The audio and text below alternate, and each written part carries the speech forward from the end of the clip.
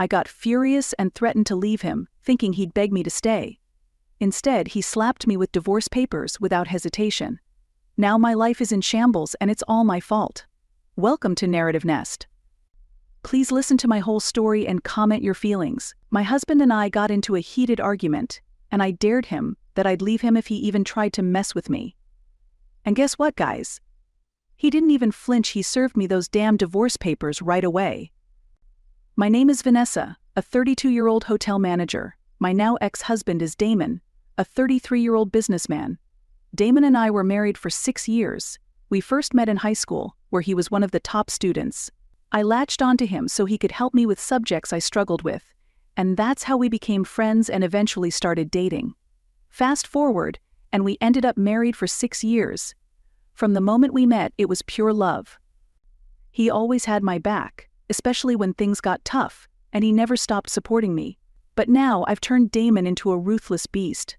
Just one threat, and he decided to end everything. He threw me out of the house in the dead of night. It was late, and I was left with nowhere to go. All the neighbors were tucked in, and I wasn't close enough with any of them to ask for help. Damon made me spend the night outside, freezing in the cold. I was shivering, begging him to let me in, but he ignored me. And guys, the weather that night was brutal. After forcing me to sleep outside like a stray dog, Damon wants to divorce me after everything we've been through. No, I won't let this happen. I will do whatever it takes to make him change his mind. I refuse to let another woman take my place in Damon's life. He can't just throw away 6 years of marriage because of one threat. Yes, I cheated on him, and I'm not going to deny it. But Damon can't divorce me. I'd be left with nothing. We've been living off his money all these years, not mine. Imagine him taking that away from me. Honestly, guys, I'm at a loss. I don't even know how to fix this mess. I need your advice on what to do and how to make him change his mind. Yes, I still love my husband, and I want us to get back together. I'm ready to do whatever it takes to repair this marriage. I swear I've changed and am willing to do anything just to get Damon to reconsider. But right now, he's not even willing to listen to a word I say. I won't lie, guys, I lived the high life with Damon. He provided everything I needed, despite my income. He covered all the bills and never let me spend a dime on anything related to the house. Yes, guys, Damon loved me that much. Sometimes, I couldn't believe I deserved someone like him because of how well he treated me. But despite all this, there was one issue that always lingered: my job as a hotel manager. Damon never liked it from the start, but I, on the other hand, loved it. I took the job after being jobless for 2 years. I couldn't figure out anything else to do. I applied to countless companies with no response. Damon even told me to stop looking, but I refused. I hated being idle, doing nothing. To combat the boredom, Damon gave me loads of money to travel anywhere with my friends, just to keep me occupied. Sometimes we went clubbing, had countless dates, hung out with friends, and attended family events. But still, I wasn't happy. I wanted to do something meaningful with my time. I didn't want to just stay at home all day, only going out at night to party. I always wanted to be a career woman, not just a housewife. So after we got married, I couldn't find a job for 2 years. Finally, a friend of mine, Clarissa, came through. Clarissa was a college friend. We reconnected 2 years after graduation. We lost touch after graduation because she went abroad to further her education. When she came back to the city, she reached out, and we met up at a restaurant. We talked about a lot, reminiscing about the fun times we had. That's when I told her about my struggle to find a job. Clarissa couldn't believe it, thinking I was too attractive to even bother working if my husband wasn't complaining. No one seemed to understand that I needed a job, but I didn't back down.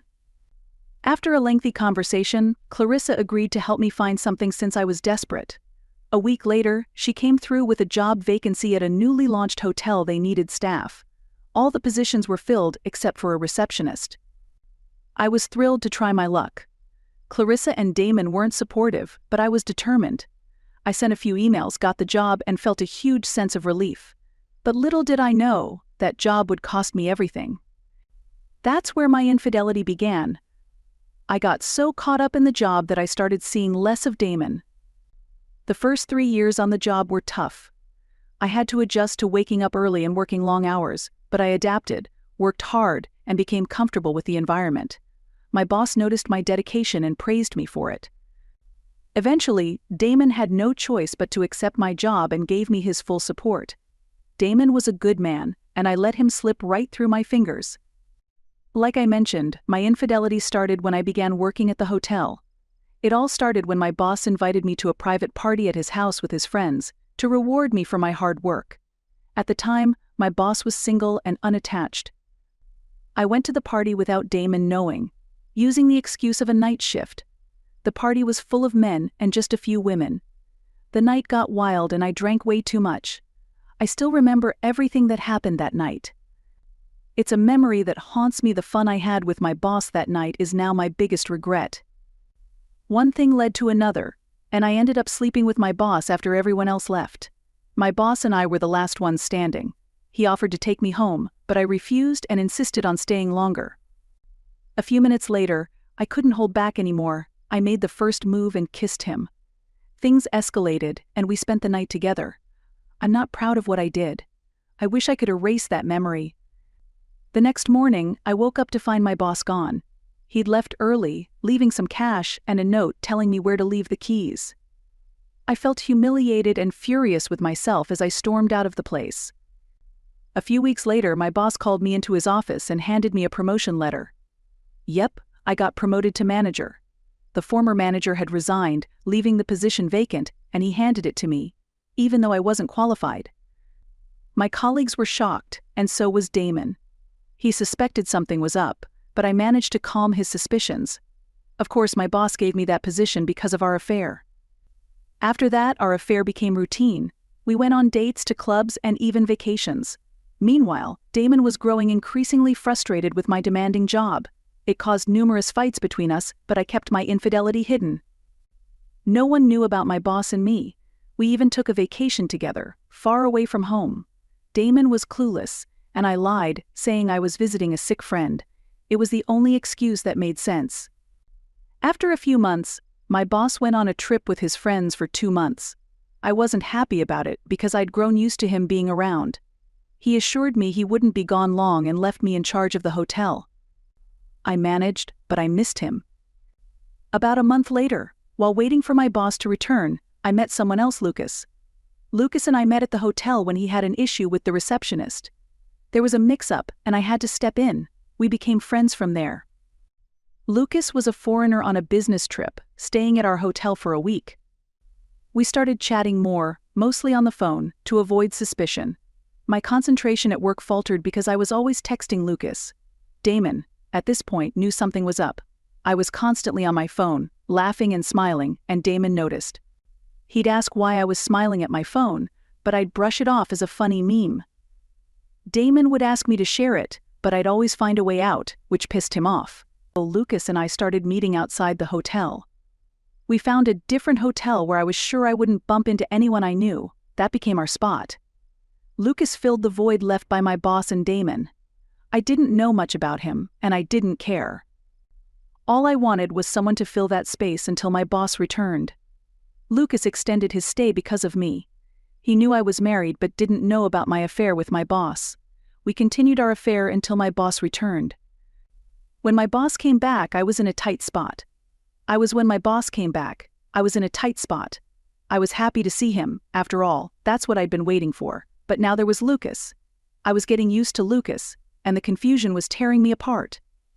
I had to juggle both men without letting them find out about each other, which only made things more complicated. My boss and I went back to our old routine, but I started limiting the time I spent with him. I was walking a tightrope, trying to keep my husband, my boss, and Lucas in the dark about my double life. Yes, guys, I was playing a dangerous game, and I thought I was smart enough to get away with it. My affair with Lucas escalated, and we even talked about eloping to his home country. Lucas was sweet-talking me, promising me the world, and I fell for it like a fool. He convinced me to plan our escape, but we needed money. That's when I started stealing from Damon. Yes, I stooped that low. I began sneaking money from his stash, thinking he wouldn't notice, but he did. Damon started complaining about missing money, but I played dumb. What I didn't know was that Damon had already hired a private investigator to follow me. The investigator tracked my every move, taking pictures of me with both Lucas and my boss. Damon finally had the evidence he needed. But instead of confronting me right away, he let me dig my own grave deeper. The money I stole from Damon, I handed over to Lucas, thinking we were building our future together. I was blind to the reality that Lucas was using me just like I was using Damon. Once our plan was set, I decided to break things off with my boss. I went to his office and lied through my teeth, telling him that Damon was getting suspicious and that I needed to end our affair to avoid any trouble. My boss wasn't happy, but I stood firm and walked out, thinking I had everything under control. Lucas checked out of the hotel where I worked and moved to a different one far away to avoid any complications. Back at home, I started packing my bags little by little, so Damon wouldn't suspect anything. Lucas and I had our departure date set and everything seemed to be falling into place. But then, Damon confronted me. He came home one night and asked me point blank who the two men were that I was cheating with. At first I was stunned, but I quickly tried to cover my tracks, denying everything. It was late, past 11 p.m., and Damon was furious. He demanded answers, and when I wouldn't talk, he pulled out the photos, stacks of them, showing me with Lucas and my boss. The game was up. Damon told me he knew I'd been stealing from him and demanded that I return every penny or face the consequences. In a fit of rage, I told him he couldn't do anything, and if he tried to mess with me, I'd leave him, and he'd never see me again. Damon didn't flinch. Instead, he grabbed me by the arm, yanked me closer, and told me he'd make that easy for me.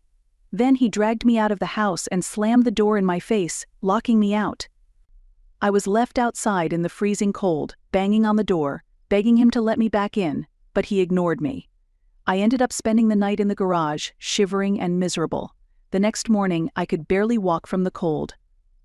I tried to plead with Damon as he left for work, even standing in front of his car to block him, but he didn't care. He nearly ran me over.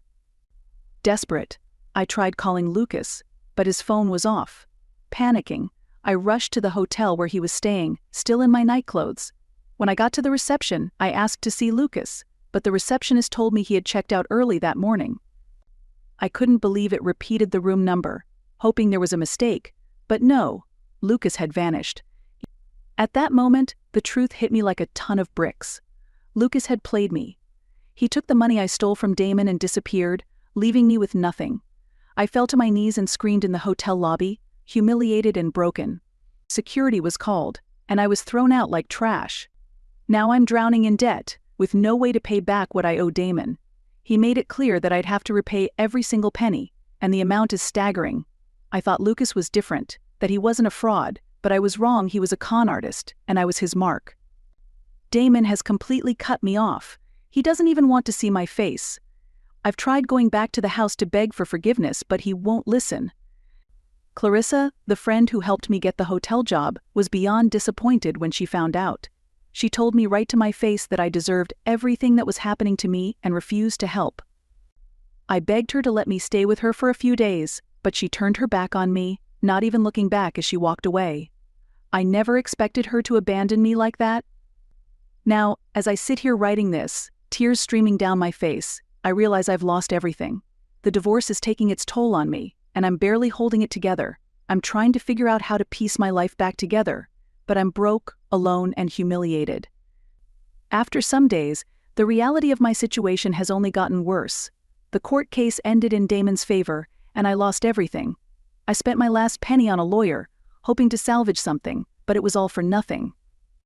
Damon has moved on, while I'm left with nothing but regret. I even tried to get help from my former boss, but he filed a restraining order against me after I kept showing up at his office, begging for a job, any job. He called security and had me thrown out, humiliated me in front of everyone. I can't believe I let myself be used like that. As for Lucas, he's disappeared without a trace, taking all the money with him. I'm left with nothing, and Damon made sure to strip me of everything I had. He sold my expensive clothes, my car, and even took my life savings to repay what I stole from him. I'm left penniless, struggling to survive, feeding from hand to mouth. I can't stop thinking about Damon. I still love him, despite everything, and I can't move on. I've even been stalking him since the divorce, hoping to find a way back into his life, but it's hopeless. Damon has already moved on, he's getting engaged soon, while I'm here, looking like a mess, unfit for anyone to even look at. My life is in shambles, and I have no one to blame but myself. I threw away everything for a cheap thrill, and now I'm paying the price. I don't know how to pick up the pieces or if I even can. I feel like I've hit rock bottom,